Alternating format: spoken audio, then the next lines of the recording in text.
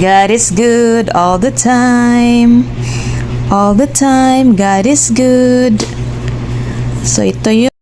So, for today, ito po yung nabenta ko. 227 ang gross revenue.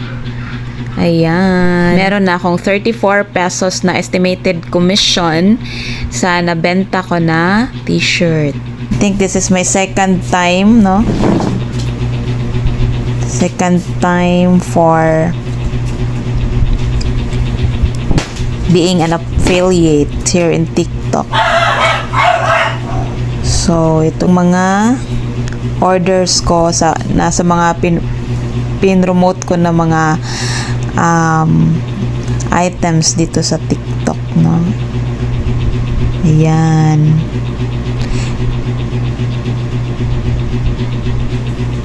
Ayan guys, ang bait nila.